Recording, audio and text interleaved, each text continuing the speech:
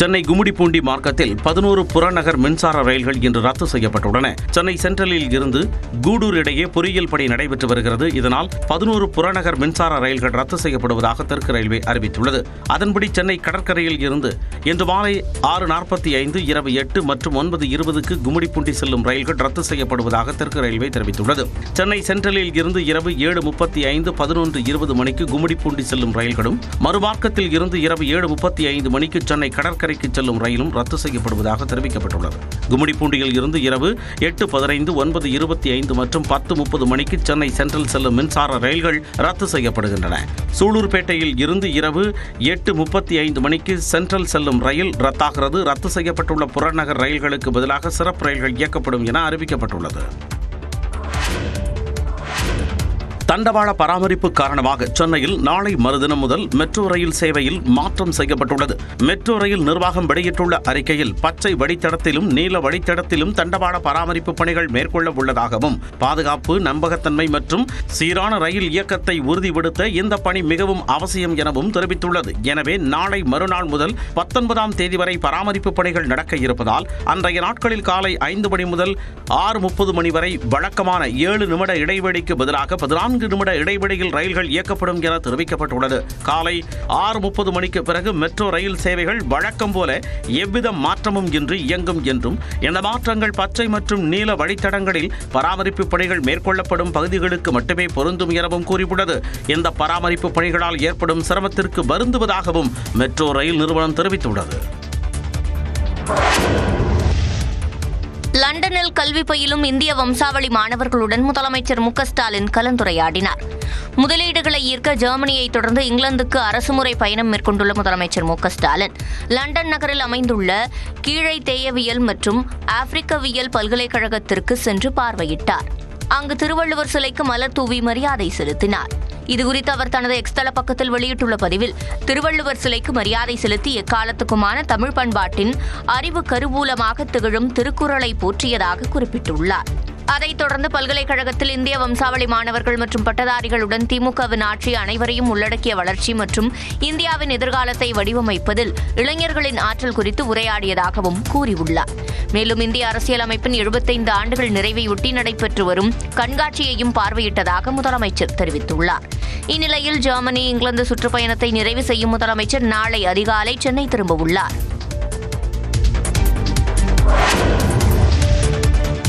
தேசிய ஜனநாயக கூட்டணியின் முதலமைச்சர் வேட்பாளர் எடப்பாடி பழனிசாமி தான் என்று அமித்ஷா கூறாத நிலையில் நயினார் நாகேந்திரன் மட்டும் கூறி வருவதாக டிடிவி தினகரன் குறிப்பிட்டதற்கு அண்ணாமலை மேடையில் பேசியதை நயினார் நாகேந்திரன் சுட்டிக்காட்டியுள்ளார். இந்நிலையில் சில தினங்களாக நடக்கும் சம்பவங்கள் தனக்கு சலிப்பை ஏற்படுத்துவதாக அண்ணாமலை தெரிவித்துள்ளார். ஒரு நாள் கூட சொன்னதில்ல, அமித்ஷாவும் அதை சொல்லல, நயினார் நாகேந்திரன் தான் சொல்லிட்டு இருக்காரே தவிர அமித்ஷா முதல்ல சொன்னதும் கிடையாது. அவர்கள் சொன்னால் நான் நேரடியாக போய் பேச தயாராக மதிப்புள்ள டிடி சார் நான் தயாராக அண்ணாமலை சொல்லியிருக்காரு. திருநெல்வேலி நடந்த மாநாட்டில் அமித்ஷா முன்னிலையில அண்ணன் எடப்பாடி முதலமைச்சர் சொன்னாரே, அதுக்கு நீ உங்களுடைய பதில் என்ன? வார்த்தை போர் எங்கேயும் கொண்டு போய் யாரையும் விட போவது கிடையாது. அது ஒரு இடத்துல போய் தான் நிறுத்துங்கண்ணா. அதனால இன்னைக்கு நம்முடைய தேவை என்னன்னா ரீஅசஸ்மெண்ட். நம்ம எல்லாருமே ஒரு கூட்டணியில் இருக்கிறோம். பாரதிய ஜனதா கட்சி 2024 நாம் அமைத்த கூட்டணி, அது எல்லோரும் வந்திருந்தார்கள் ஒருமித்த கருத்தோடு. அதனால் கொஞ்சம் பொறுமையாக இருக்க வேண்டும் என்பது மட்டும்தான் என்னுடைய வேண்டுகோள் ஒரு பாரதிய ஜனதா கட்சியினுடைய தொண்டனாக. அதிமுக பொறுப்புகளிலிருந்து முன்னாள் அமைச்சர் செங்கோட்டையன் நீக்கப்பட்ட நிலையில் அவர் வகித்த ஈரோடு மாவட்ட செயலாளர் பொறுப்பு மேட்டுப்பாளையம் சட்டமன்ற உறுப்பினர் A.K. செல்வராஜுக்கு வழங்கப்பட்டுள்ளது. செங்கோட்டையன் வகித்த ஈரோடு புறநகர் மேற்கு மாவட்ட செயலாளர் பொறுப்பு முன்னாள் அமைச்சரும் மேட்டுப்பாளையம் சட்டமன்ற உறுப்பினருமான A.K. செல்வராஜுக்கு வழங்கப்பட்டுள்ளது. பட்டதாரியான A.K. செல்வராஜ் 2001ஆம் ஆண்டு மேட்டுப்பாளையம் தொகுதியில் அதிமுக சார்பில் போட்டியிட்டு வெற்றி பெற்று வீட்டு வசதி மற்றும் நகர்ப்புற வளர்ச்சித்துறை அமைச்சரானார். தொடர்ந்து 2014ஆம் ஆண்டு மாநிலங்களவை உறுப்பினர் பதவி வகித்த A.K. செல்வராஜ் பின்னர் 2021ஆம் ஆண்டு மீண்டும் மேட்டுப்பாளையம் தொகுதியில் போட்டியிட்டு வெற்றி பெற்றார். கோவை மற்றும் மேட்டுப்பாளையம் பகுதியில் நன்கு பரிச்சயமான நபராக அறியப்படும் செல்வராஜ் முன்னாள் அமைச்சர் SP வேலுமணிக்கு மிகவும் நெருக்கமானவர் என்று கூறப்படுகிறது.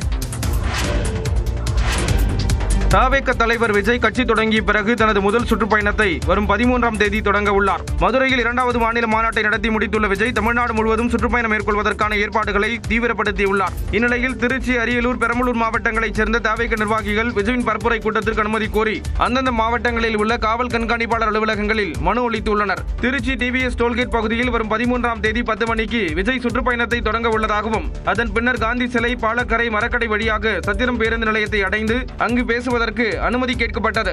ஆனால் சத்திரம் பேருந்து நிலையம் அருகே விஜய் பேசுவதற்கு திருச்சி காவல்துறை அனுமதி தரவில்லை என கூறப்படுகிறது. சத்திரம் பேருந்து நிலைய பகுதியில் ஏற்படுவது மட்டுமன்றி திருச்சி அருகே உள்ள மாவட்டங்களுக்கான போக்குவரத்தும் ஸ்தம்பிக்கும் என்றும் விளக்கம் அளிக்கப்பட்டதாக தெரிகிறது. மேலும் விஜயின் பயண திட்டத்தின் வழியில் உள்ள மரக்கடையில் பேசலாம் என்றும் காவல்துறை தரப்பில் கூறப்பட்டதாக தெரிகிறது. இதையடுத்து திருச்சி மரக்கடை பகுதிக்கு ஆட்டோவில் சென்று தவேக பொதுச் செயலாளர் ஆனந்த் பார்வையிட்டார். திருச்சியில் பயணத்தை தொடங்கும் விஜய் அதே நாளில் அரியலூர் மற்றும் பெரம்பலூர் மாவட்டம் குன்னத்திலும் பரப்புரை மேற்கொள்வார் என தவேக நிர்வாகிகள் காவல்துறையிடம் வழங்கியுள்ள மனு மூலம் தெரிய வந்துள்ளது.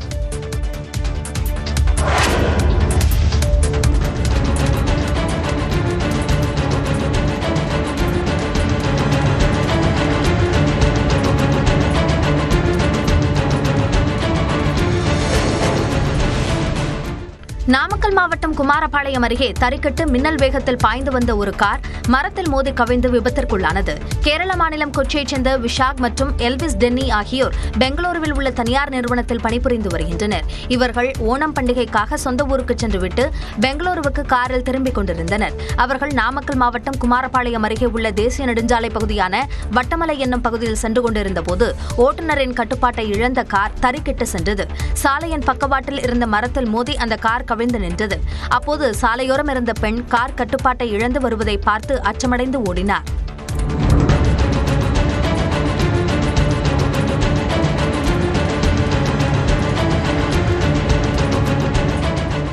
இந்த விபத்தில் காரை ஓட்டிய விஷாகிற்கும் உடனிருந்த எல்விஸ் டென்னிக்கும் நல்வாய்ப்பாக எந்த காயமும் ஏற்படவில்லை. விபத்து குறித்து குமாரபாளையம் காவல் நிலையத்தினர் வழக்கு பதிவு செய்து விசாரணை மேற்கொண்டு வருகின்றனர்.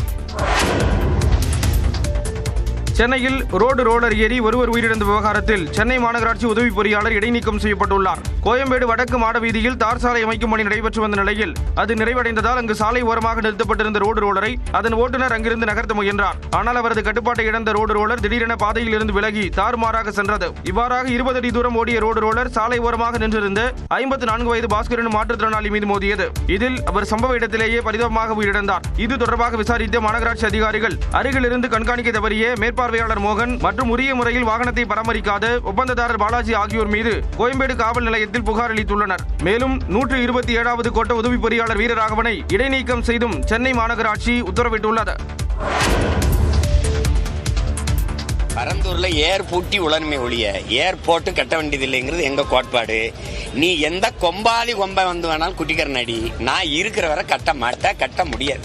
பரந்தூர் விமான நிலையம் அமைக்கும் திட்டம் குறித்து நாம் தமிழர் கட்சியின் தலைமை ஒருங்கிணைப்பாளர் சீமான் இவ்வாறு பேசினார். பரந்தூர் விமான நிலையம் அமைக்க எதிர்ப்பு தெரிவித்து காஞ்சிபுரம் பேருந்து நிலையம் எதிரே நாம் தமிழர் கட்சியின் சுற்றுச்சூழல் பாசறை சார்பில் பொதுக்கூட்டம் நடந்தது. அப்போது செய்தியாளர்களை சந்தித்த சீமான் விமானங்களே இல்லாத போது புதிய விமான நிலையம் எதற்கு என கேள்வி எழுப்பினார்.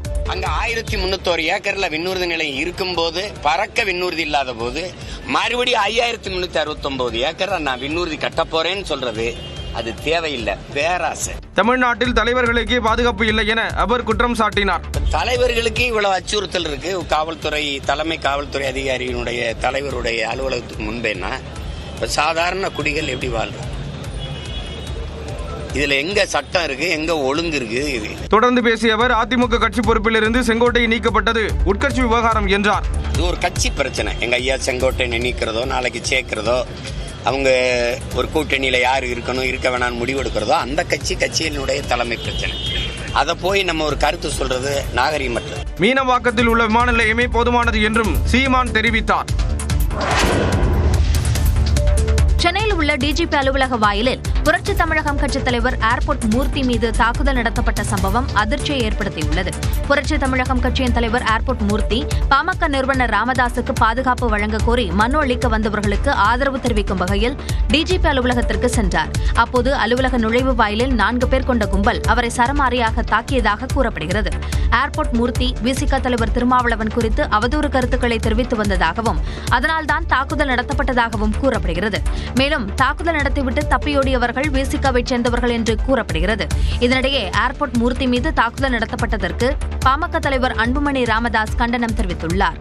பட்டப்பகலில் காவலர்கள் பொதுமக்கள் முன்னிலையில் நடத்தப்பட்ட இந்த தாக்குதல் கண்டிக்கத்தக்கது என்றும் அன்புமணி கூறியுள்ளார்.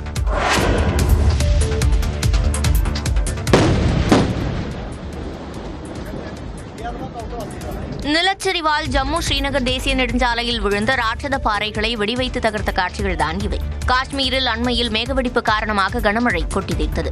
அப்போது நிலச்சரிவால் பல்வேறு இடங்களில் போக்குவரத்து முடங்கியது.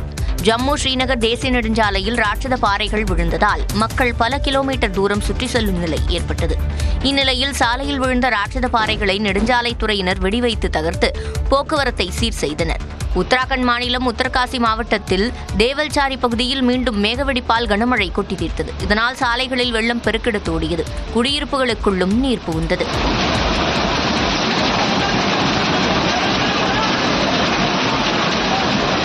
டெல்லியில் முனாஸ்டரி சந்தை பகுதியில் தேங்கிய மழைநீரை வியாபாரிகள் வாளியை பயன்படுத்தி அகற்றினர்.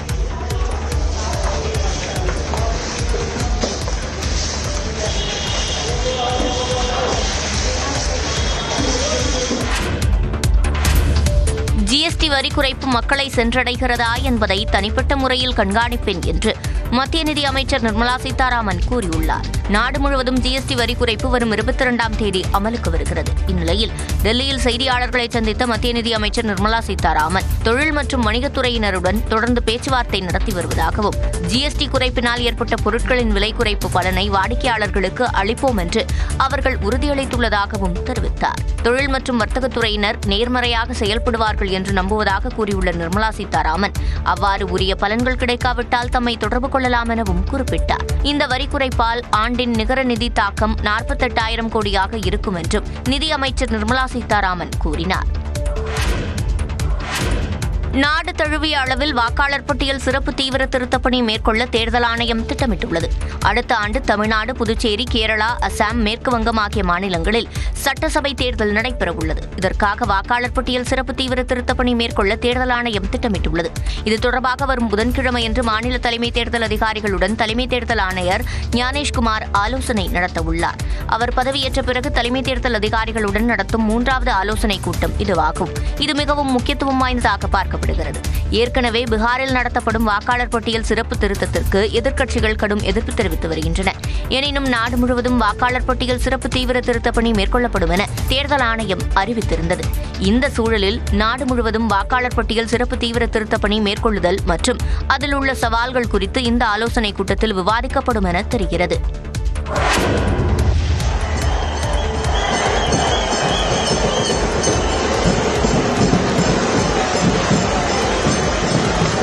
மகாராஷ்டிர மாநிலம் மும்பையில் மக்கள் வெள்ளத்தில் விநாயகர் சிலைகள் ஊர்வலமாக எடுத்துச் செல்லப்பட்ட காட்சிகள் தான் இவை. நாடு முழுவதும் விநாயகர் சதுர்த்தி விழா கடந்த 27ஆம் தேதி கொண்டாடப்பட்டது. மும்பையில் பல இடங்களில் பிரம்மாண்ட விநாயகர் சிலைகள் நிறுவப்பட்டு வழிபாடு நடத்தப்பட்டது. 10 நாட்கள் பூஜைக்கு பிறகு மக்கள் ஆடிப்பாடி வண்ணப்பொடிகளை தூவி உற்சாகமாக விநாயகரை கரைக்க எடுத்துச் சென்றனர்.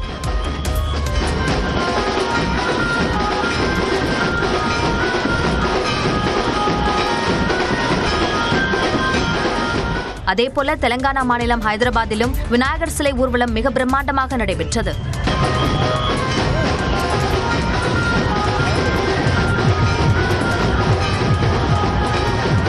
ஹைதராபாத், பாலப்பூர், ஹுசைன் சாகர் ஏரி, சார்மினார் உள்ளிட்ட பல்வேறு இடங்களில் வைக்கப்பட்டிருந்த பிரம்மாண்ட விநாயகர் சிலைகள் ஊர்வலமாக கொண்டு செல்லப்பட்டு கரைக்கப்பட்டன. தெலங்கானாவில் 12,000 கோடி ரூபாய் மதிப்பிலான திரவ போதைப் பொருளை பறிமுதல் செய்த போலீசார் அதனை தயாரித்த 13 பேரை கைது செய்தனர். மகாராஷ்டிர மாநிலம் தானேவில் 25 லட்சம் ரூபாய் மதிப்பிலான 200 கிராம் MD ரக போதைப் பொருளை வைத்திருந்த நபரை போலீசார் கைது செய்தனர்.